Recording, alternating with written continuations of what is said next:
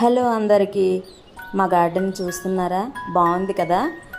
గాలికి అవి అలా ఊగుతూ ఏదో చెప్తున్నట్లు సరదాగా మనతో ఊసలాడుతున్నట్లు అనిపిస్తుంది కదా. ఈ పూలని ఆ ఎరుపు గ్రీను కాంబినేషన్ చూస్తూ ఉంటే మనసుకు చాలా ప్రశాంతంగా ఉంటుందండి. నేను ఇలా పూల మొక్కలు నేను ఇంతకుముందు వీడియోల్లో చెప్పాను, పూజ కోసం పూలు ఎక్కడ కొని తీసుకురానండి, మా ఇంట్లోవే సరిపోతాయి అని. అయితే అదేవిధంగా ఇక్కడ చూస్తున్నారు మీరు మందార పూలు, తామర పూలు, చైనీస్ వైలెట్, ఇక్కడేమో చూస్తుంటే అలమండ పూలు, ఇవన్నీ నాకు సరిపోతూ ఉంటాయండి. ఈ తర్వాత ఈ పూలతోనే నేను పూజ చేసుకుంటూ ఉంటాను. ఈ తెల్ల పూలని ఏమంటారో కూడా నాకు తెలియదండి.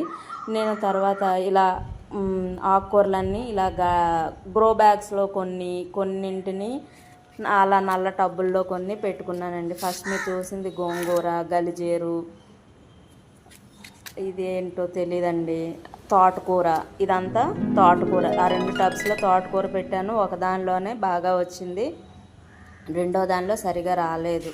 ఇంకా ఇక్కడ నుంచి చుక్కకూర, పాలకూర ఇవన్నీ వేసుకున్నానండి.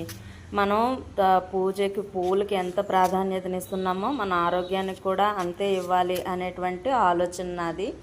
నేను ఎక్కువగా ఈ బ్లాక్ టబ్స్ 50 రూపీస్ బ్లాక్ టబ్స్లోను ఇలాంటి గ్రో బ్యాగ్స్లోనూ వేసుకున్నాను.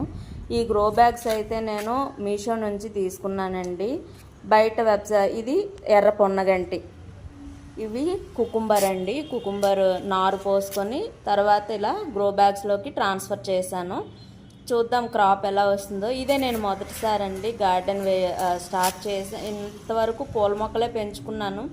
ఆకుకూరలకు కూడా కాస్త కూరగాయలకి ఆకుకూరలకు కూడా ప్రాధాన్యతనిద్దాము అని స్టార్ట్ చేశాను. నేను ప్రతి గ్రో బ్యాగ్ కింద టబ్ కింద ఒక స్టాండ్ పెట్టుకున్నానండి. ఈ స్టాండ్స్ కూడా నేను మీషో నుంచే తెప్పించుకున్నాను. మీకు లింక్ కావాలి అనుకుంటే నేను డిస్క్రిప్షన్లో ట్యాగ్ చేస్తాను, చెక్ చేయండి. గ్రో బ్యాగ్స్ స్టాండ్స్ ఇవి నేను స్టాండ్స్ అయితే 1 ఇయర్ నుంచి వాడుతున్నానండి. చాలా బాగున్నాయి.